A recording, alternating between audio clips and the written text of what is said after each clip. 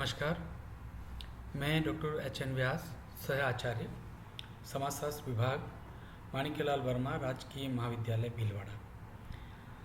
आज अपन BA second year के अंतर्गत जो कि कल पढ़ रहे थे सारणी के बारे में, तो इससे पहले मैंने आपको सारणी के उद्देश्य विस्तृत रूप से आपको समझा चुका हूँ।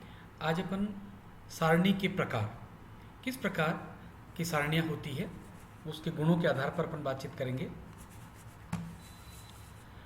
तो पहली जो चीज़ है, सारणियों के उद्देश्य एवं मौलिकता। एक ही चरों की संख्या के आधार पर सारणियों के विभिन्न प्रकारों का निर्धारण किया जाता है। सारणी की रचना के आधार पर प्रस्तुत किए जाने वाले चरों गुणों की संख्या के आधार पर सारणियों को निम्न प्रकार से वर्गीकृत किया जाता है। पहला, एक चर या सरल सारणी। जिन सारणियों में केवल एक ही चर अथवा गुण को उसकी आवृत्तियों के सहित प्रस्तुत किया जाता है, वे सारणियाँ एक चरीय सारणी अथवा सरल सारणी कहलाती हैं। इसी अध्याय में सारणी के स्वरूप के उदाहरणों के अंतर्गत सरल सारणी के प्रारूप को दर्शाया गया है। द्विचरीय सारणी वह सारणी कहलाती है जिसमें दो चरों को उनकी आवृत्तियों सहित एक साथ प्रस्तुत किया जाता है। द्विचरीय सारणियों का निर्माण तब किया जाता है जब एकत्रित किए गए आंकड़े अलग अलग प्रकार के विभेदीकृत चरों पर आधारित हो अथवा अनुसंधानकर्ता प्रस्तुत चरों के मध्य या तो तुलना करना चाहता हो अथवा कार्यकरण संबंध निर्धारण करना चाहता हो। तो सारणी संख्या अर्थात सबसे पहले, जैसा कि मैंने आपको कल बताया था कि प्रत्येक सारणी का अपना एक नंबर होता है। तो सबसे पहले सारणी की संख्या अथवा टेबल नंबर, जो भी अपन उसको लिख सकते हैं। फिर उसके नीचे उसका शीर्षक लिखा जाता है कि जो सारणी है वो किससे संबंधित है। तो जैसे यहाँ पर इन्होंने लिखा सारणी संख्या x, अर्थात तो जो भी इसका नंबर होगा। फिर इसका शीर्षक लिखा लिंग तथा आयु वर्ग पर आधारित। तो सबसे पहले हमने आयु वर्ग का कर लिया, जैसे 10 से 15 वर्ष, 15 से 20 वर्ष और 20 से 25 वर्ष के जो हमने सर्वे किया था, उसमें किस किस प्रकार के लोग हैं। तो उसमें पुरुष कितने हैं और स्त्री कितनी है। उसके बाद तीसरा कॉलम जो हमने रखा वो उसका योग है और नीचे उसका कुल योग आ जाएगा। उदाहरण स्वरूप प्रस्तुत उपरोक्त द्विचरीय सारणी में शामिल जिन चरों के मध्य संबंध को दर्शाया गया है वे लिंग तथा आयु है। तो इसमें दो चर अपने स्पष्ट हो रहे हैं। पहला एक आयु वर्ग है, दूसरा उसका लिंग है ना, मेल और फीमेल। इस प्रकार से इसको दर्शाते हैं। तीसरी त्रिचरीय सारणी। त्रिचरीय सारणी वह सारणी कहलाती है जिसमें तीन चरों का प्रस्तुतिकरण किया जाता है। अनुसंधान की प्रकृति एवं उसके उद्देश्यों के आधार पर अनुसंधानकर्ता निर्धारित करता है कि त्रिचरीय सारणी के निर्माण की आवश्यकता है अथवा नहीं, क्योंकि जिस प्रकार के डेटा और जिस प्रकार के आंसर हमें चाहिए उसी प्रकार से हमें टेबल का निर्माण करने की आवश्यकता रहती है।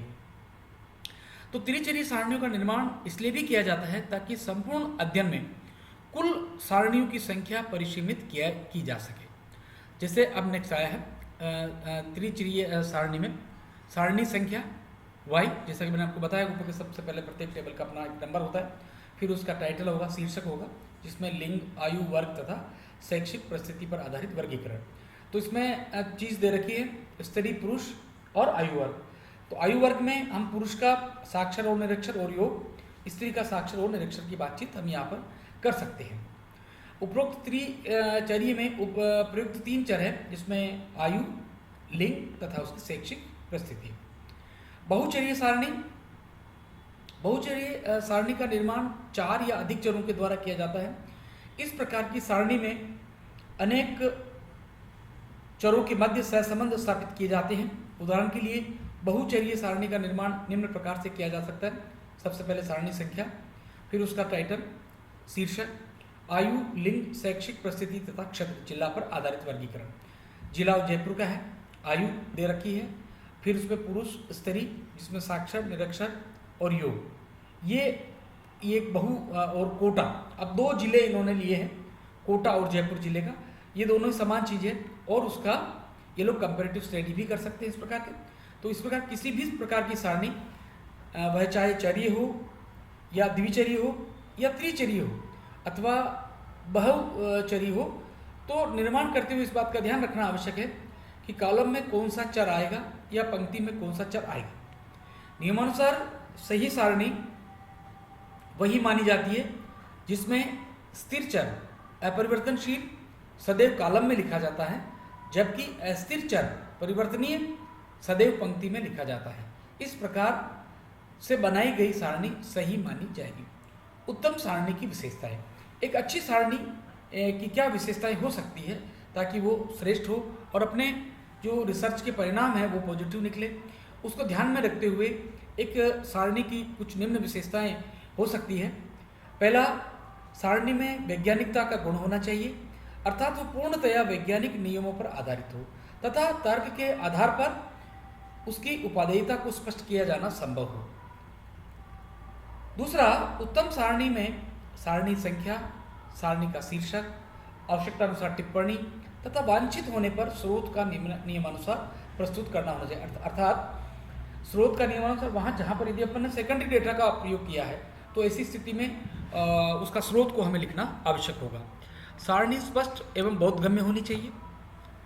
सारणी में प्रयुक्त किए गए चरों के वर्गीकरण की श्रेणियां स्पष्ट होनी चाहिए तथा समस्त आंकड़ों का प्रतिनिधित्व करने वाली होनी चाहिए।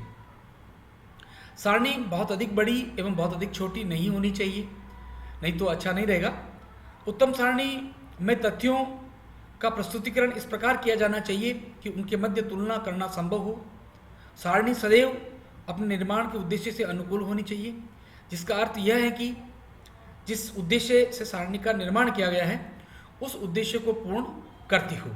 इस प्रकार हम लोग सारणी को अच्छा बनाने के लिए इसका प्रयोग करते हैं। अब बात हम लोग करते हैं सारणी के क्या क्या लाभ हो सकते हैं। सारणी सामाजिक अनुसंधान की एक अनिवार्य चरण है। इसके लाभ को निम्न प्रकार से हम लोग समझ सकते हैं। पहला, सारणियन के लाभ। पहला, सरलता, समय एवं स्थान की बचत, तथ्यों का व्यवस्थित क्रम, स्मरण करने में आसान, सूचनाओं का स्पष्ट चित्रण, और लास्ट है सारणियन सांख्यिकीय विश्लेषण का सहायक है। पहली, सरलता। इसमें सिंपलिसिटी, अनुसंधान में प्राप्त तथ्यों की उन अनेक सांख्यिकीय क्रियाएं करनी पड़ती हैं, जैसे माध्य विचलन, सहसंबंध इत्यादि। इन सभी के लिए सारणी द्वारा तथ्यों को प्रस्तुत करना लाभप्रद होता है। साथ ही सारणी के अंकों की गणना आदि करने में भी सरलता रहती है और अशुद्धियों का पता भी शीघ्रता से चल जाता है। सारणियन तुलना के कार्य को अति सरल बना देता है, क्योंकि इसमें तुलनात्मक सामग्री को एक साथ व्यवस्थित किया जाता है, जिससे कि उनका महत्व स्पष्ट हो जाए। समय एवं स्थान की बचत, saving of time and space. सारणियन का सबसे बड़ा गुण यह है कि इसमें कम से कम स्थान में तथ्यों को संक्षेप में प्रस्तुत किया जा सकता है। इसके स्थान एवं समय दोनों की बचत होती है। साथ ही पाठक भी समस्त सूचनाओं को एक नज़र में जान लेता है, वह भी बहुत कम समय में सारी सूचनाओं को समझ लेता है। तथ्यों का व्यवस्थित क्रम, सिस्टमैटिक ऑर्डर ऑफ फैक्ट्स। सारणियन विस्तृत एवं अव्यवस्थित सामग्री को क्रमबद्ध करने में सहायक है, क्योंकि इससे सामग्री को तार्किक आधार पर सुव्यवस्थित किया जाता है। सारणियन द्वारा तथ्यों को शीर्षकों, उपशीर्षकों के अंतर्गत रखा जाता है, जिसके कारण उन्हें पद्धति पूर्ण ढंग से व्यवस्थित किया जा सकता है। परिणाम स्वरूप सामग्री को ढूंढने में भी सुविधा रहती है और देखने में भी अच्छा लगता है। स्मरण करने में आसान, इजी टू मेमोराइज।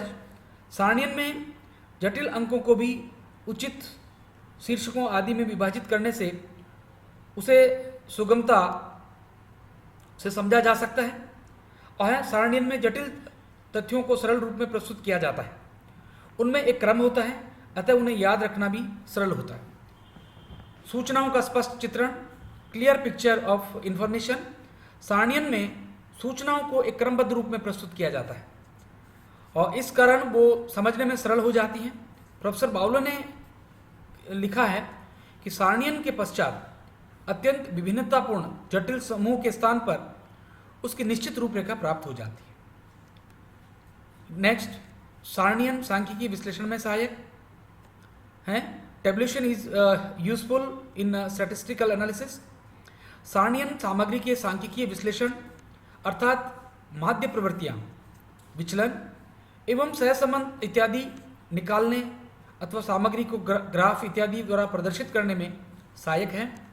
इस प्रकार सारणियां वर्गीकृत समकों को सरल, संक्षिप्त और व्यवस्थित रूप से प्रस्तुत करने के सांख्यिकीय निर्वाचन में सहायता प्रदान करती है।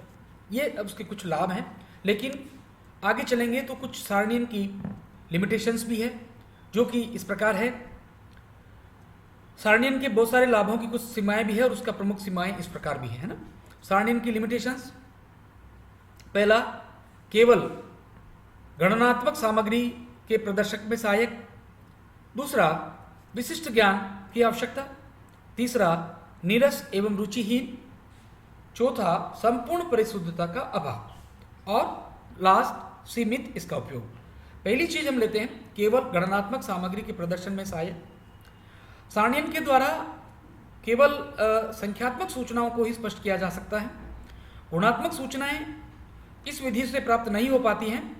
सामाजिक अनुसंधान में अधिकांश सूचनाएं गुणात्मक प्रकृति की होती हैं। सारणी में इतना स्थान भी नहीं होता है कि किसी विशेष गणनात्मक तथ्य की आंशिक गुणना आंशिक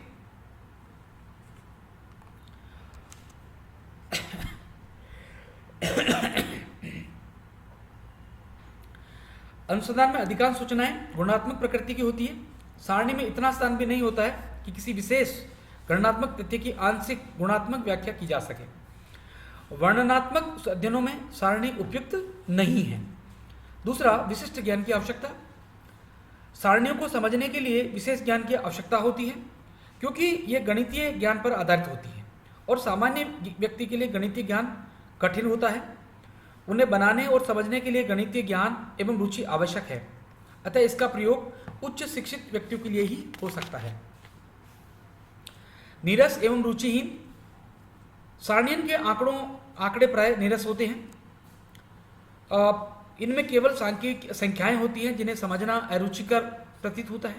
उन्हें समझने के लिए अधिक बौद्धिक योग्यता की आवश्यकता होती है, इसलिए सारणियां आकर्षक एवं नीरस दिखाई देती हैं।